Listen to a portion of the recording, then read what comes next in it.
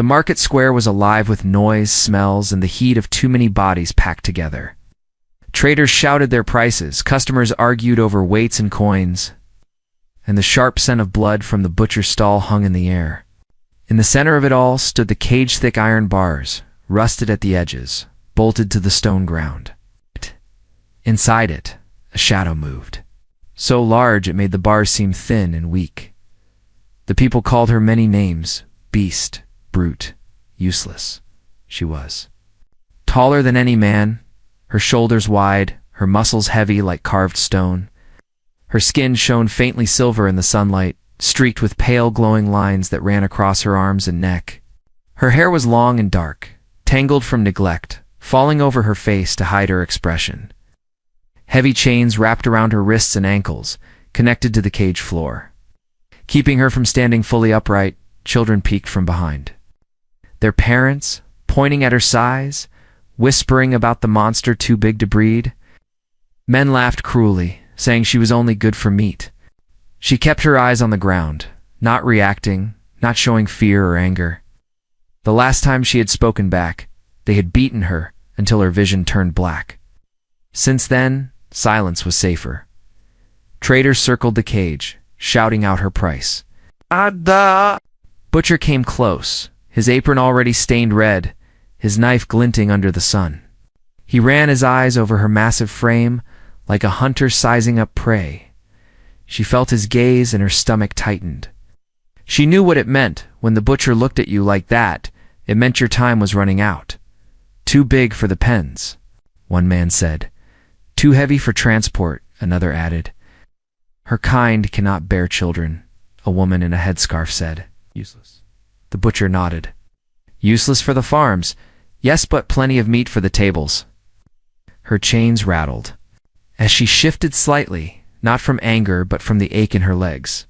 She had been standing for hours. The market sun burned her skin, but the cold in her chest was worse. She had stopped wondering how many days she had left. The answer would come soon enough. Then the crowd's noise shifted. Small path opened. In the press of bodies, someone was walking forward, not with the loud, greedy steps of a buyer, but with a steady, measured pace. It was a man, human by the look of him, dressed in worn travel clothes and boots covered in dust from the road. His eyes were sharp, scanning the cage before resting on her face. He did not look away. She lifted her head slightly, meeting his gaze. There was no disgust in his eyes, no pity, either only focus, like he was trying to see past her size and chains. Her heartbeat picked up, though she didn't know why. Humans rarely came to this part of the market, and never to buy someone like her. The butcher's voice broke the moment. You looking for meat, traveler? This one is fresh and strong. We'll cut her for you by the afternoon. The man shook his head. No. His voice was calm, steady. I'll take her alive. The crowd laughed. Few traders muttered curses under their breath. One man stepped forward, shaking his head. Alive? She's worthless. You'd pay less for a whole herd of feeders than for her. The human didn't argue. Instead, he reached into his coat and pulled out a heavy pouch. Coins clinked as he dropped it onto the butcher's table. The sound silenced the market for a moment. The butcher frowned and opened the pouch. His eyes widened. There was more. Then enough. Remove the chains, the human said. The butcher stared at him. You're serious? I don't waste words, the man replied. Two guards stepped forward, keys in hand. They hesitated, looking at the butcher, who finally nodded. One by one, the locks clicked open. The chains fell to the ground with a dull, heavy sound. She didn't move at first, unsure if this was a trick. Her arms felt strange without the weight pulling them down. The human stepped closer to the cage door. Come, he said simply. She hesitated, looking from him to the crowd. No one stopped her. No one cared to. Slowly she stepped out, her massive form towering over him, her shadow covering him from the sun. The crowd whispered some in shock, others in warning, but he didn't seem to hear them. They began to walk, the man leading, her following a few steps behind. The wooden planks of the dock creaked under her weight as they moved away from the market. She glanced back once. The butcher was already shouting prices for other goods. the crowd's attention shifting away as if she had never existed, but she knew she would remember this moment. The moment the knife was inches from her life, and a human had stepped between her and the end. The road away from the market was narrow, lined with broken stalls and piles of empty crates. Dust rose with every step, clinging to their skin. She walked behind the human, unsure if she was following a rescuer or simply moving toward a different kind of cage. Her long stride could have passed him in seconds, but something in his steady pace made her keep her distance. People on the roadside stared. Some laughed quietly, nudging each other.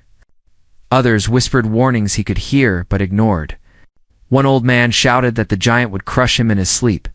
The human didn't even glance back. His hands stayed loose at his sides, no weapon drawn. No chain in his grip, only the quiet certainty of someone who had already made his choice. At the end of the street, they reached a small landing where a transport skiff waited. Its hull was worn but solid, the kind of vessel built to last longer than its owner's lifetime. The human stopped at the ramp and turned to face her.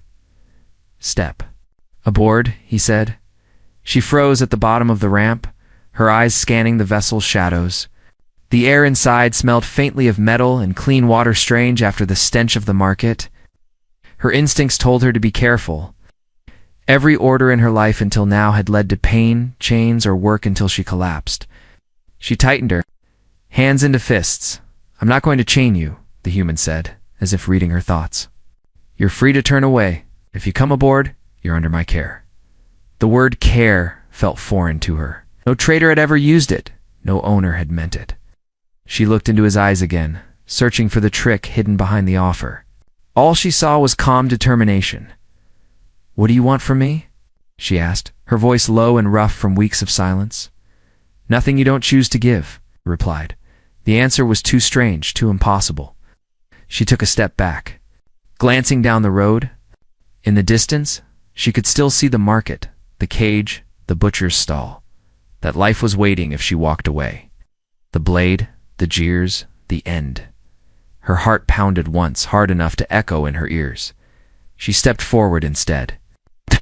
Ramp groaned under her weight as she entered the skiff. Inside, the light shifted to a warm glow, soft on her skin. The human closed the ramp and moved to the controls. "Find a place to sit. You must be tired," he said. She sat slowly on a bench built too small for her frame, her knees bent awkwardly, but the seat was solid. Not a trick chair designed to collapse. The hum of the engines began, steady and strong. Through the small window, she saw the market shrinking behind them, the cage now nothing more than a shadow in the dust. For the first time, she realized she was moving toward something unknown. The fear she felt was not the same as before. It was sharper, alive, mixed with a question she didn't yet know how to answer. The skiff glided over the dusty plain, its engines humming like a low heartbeat. She sat on the bench, her massive frame almost touching the ceiling, her hands resting on her knees. Every bump in the road sent a small shiver through the hull. Yet the human at the controls didn't seem bothered. His eyes stayed on the horizon, steady and focused. Through the narrow window, she could still see the distant spires of the market, shrinking further with each passing moment. The smell of blood and smoke from earlier still clung to her. And with it came the memory of the butcher's knife, the chains, the crowd's laughter. She glanced at the human's back, wondering why anyone would take her away from that place. Without a demand in return, the wind shifted as they crossed into open land. The air tasted cleaner here, carrying the faint scent of wild grass instead of rot. The noise of the market faded until only the engine's steady hum remained. She leaned back against the wall, her muscles aching in ways she hadn't noticed. While standing in the cage, after some time, the human spoke without turning. "You're safe now," she stared at him, unsure if he was trying to comfort her or convince himself. Safety was not a word that meant much to her. Safety had always been temporary, always followed by hunger, work, or pain. She gave no reply. The skiff passed over a ridge, revealing a wide stretch of land dotted with scattered lights from small villages. Far ahead, the sun was dipping low, painting the sky in red and gold. She had never seen it like this before. Markets and cages never allowed her to stand where the horizon was free. "You've been through worse than most," the human said after a long pause, "and yet you're still here?" Her eyes narrowed slightly. "Why does that matter to you?" she asked. He glanced over his shoulder, just enough to meet her gaze. "Because strength like that should not be wasted." Her chest tightened. She didn't know if his words were a lie or the first truth she'd heard in years. She noticed something when he spoke. He didn't look at her like the others did. He didn't see meat to be sold or a failed breeder to be discarded. He saw someone who had endured. Someone who had survived. The skiff slowed as they approached a cluster of buildings near a river. The water reflected the evening light, shimmering like molten gold. He guided the vessel toward a quiet dock away from the busier trade routes. The air smelled of fresh water and cooking fires drifting from distant homes. When the engines powered down, silence wrapped around them. She waited for him to speak again, but he only stepped to the side hatch and opened it. Cool night air rushed in, carrying the sound of crickets and distant voices. "Come," he said simply. Stepping out onto the dock, she followed, her weight making the old wooden boards creak. The village ahead was small, its homes low and simple, built from stone and timber. People looked up as they passed, but their stares held more curiosity than fear. Some even nodded politely to the human, though their eyes lingered on her towering frame. For the first time, she realized they were not walking toward another market. And yet the question in her mind only grew louder. Why had he brought her here? And what would he ask of her in return? The human's home stood at the edge of the village. A small stone house with a wooden porch and a roof shaped to catch. The rain, smoke curled from the chimney, carrying the scent of warm food. The door creaked as he pushed it open and stepped aside for her to enter. Inside, the air was different, quiet, steady, without the noise of chains or shouting. A single lamp burned on the table, casting a golden light over the room. She stepped in slowly, her head almost brushing the ceiling beams. The floor felt solid under her feet, not the cold steel of a cage or the shifting boards of a market stall. He set a wooden tray on the table, placing a bowl and a chunk of bread beside it. "Eat," he said simply. She didn't move. Her mind raced with suspicion. Every time she had been offered food before, it came with a demand or a cruel joke. She glanced at him, waiting for the hidden command. But he had already turned to hang, his coat on a peg by the door. The smell from the bowl reached her. Rich, meaty broth, steam curling in the lamplight. Her stomach twisted in hunger, and despite herself, she stepped forward and sat on the floor beside the table. The first bite burned her tongue, but the taste made her eyes sting. She ate slowly, watching him from the corner of her gaze. "You've been treated like an animal," he said after a moment, "but you're not." Her hands paused over the bowl. No one had ever said that to her. He pulled a chair closer and sat across from her, leaning forward. "They said you were too big too. Breed, too heavy to work, worth more dead than alive." "I don't believe them." "Why not?" she asked quietly. "Because I've seen worse lies than that tanned. I've seen what happens when someone like you is given a choice." The word choice felt strange to her, heavy in her chest. "Hey, and what choice are you giving?" "Me?" she asked. "To stay here, to live free, or to walk away and take your chances alone," he said. "No chains, no orders you don't want to follow. But if you stay, you'll stand as yourself, not as property." She searched his face for any sign of a trap. His eyes were steady, not shifting like those of a trader looking for an advantage. The lamp's light caught the edges of his features, showing the lines of someone who had seen too much, yet carried it without complaint. When she spoke again, her voice was lower, almost unsteady. "You bought me why?" He leaned back in his chair. "Because you were already dying in that cage, and I'm not in the habit of watching that happen." The answer was too simple, too direct to hide any secret. Looked down at the half-empty bowl, the warmth in her stomach fighting against the cold disbelief in her mind. She didn't know what tomorrow would bring, but she knew one thing. This was the first night in years she would sleep without a chain around her neck. Morning sunlight poured through the small window, falling across her face.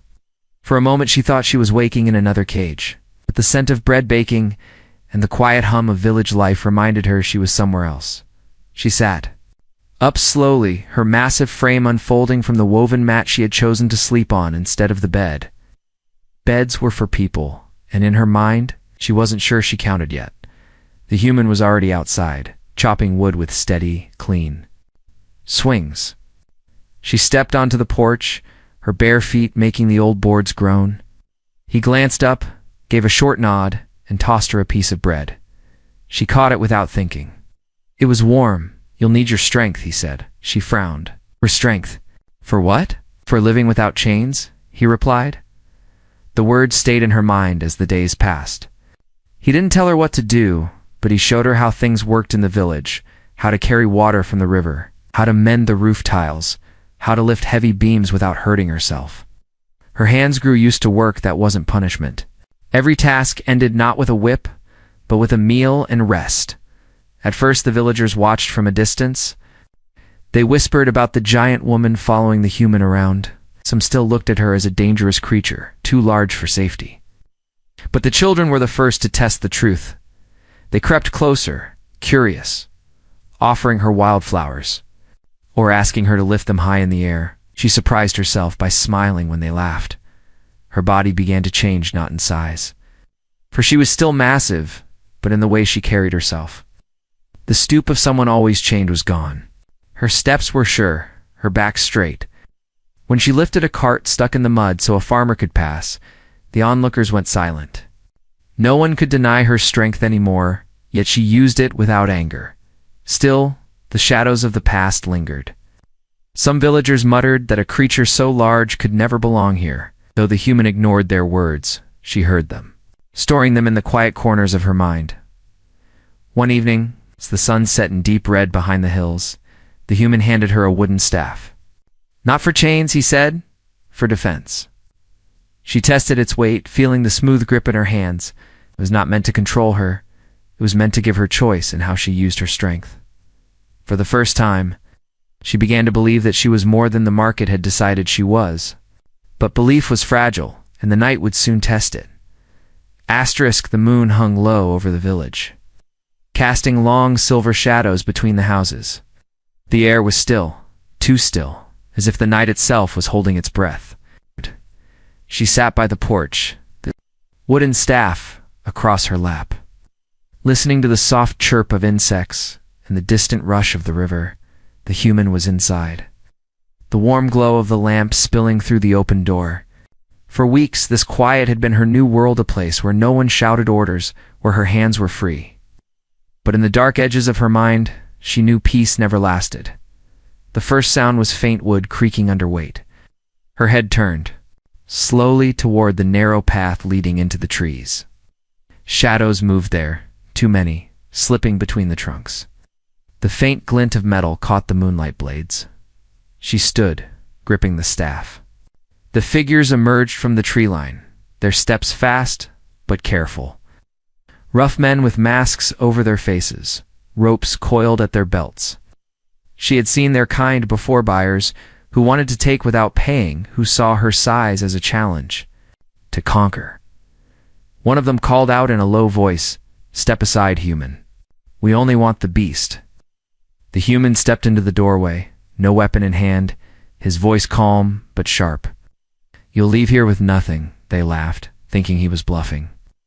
The largest of them stepped forward, raising his blade.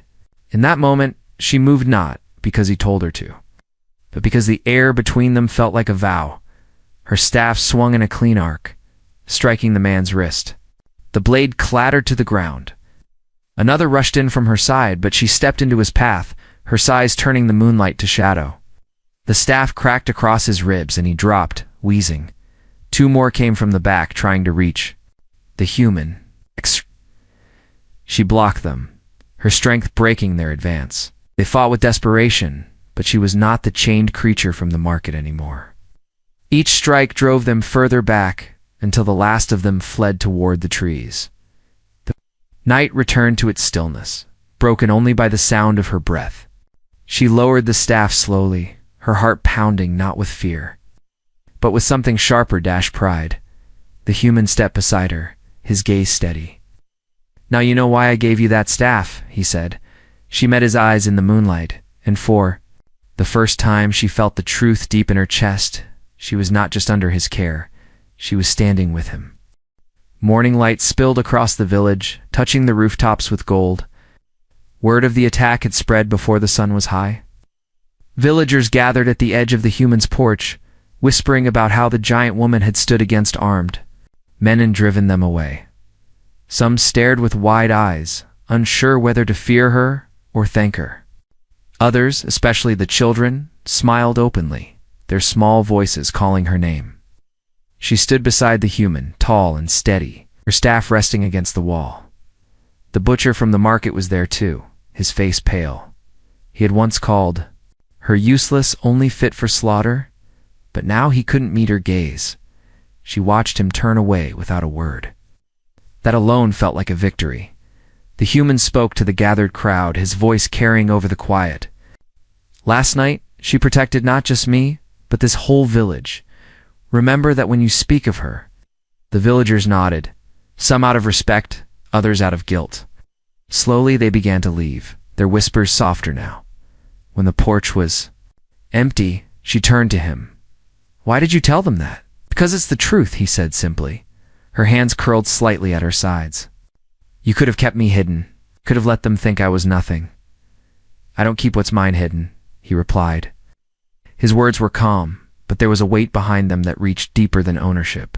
She searched his face, trying to understand the meaning in his voice. He wasn't speaking as a traitor or a master. He was speaking as someone who had chosen her not for her size, not for her strength, but for who she had become. A slow warmth spread in her chest. The cage, the market, the whispers they felt further away now. She was still massive, still different, but here, beside him. Those things no longer made her less. As the wind shifted through the village, she stood tall, her shadow falling across the doorway of his home. She had been bought once, but now she was claimed in a way no coin could measure. And she knew, without needing to hear it again, that she would never stand in a cage again.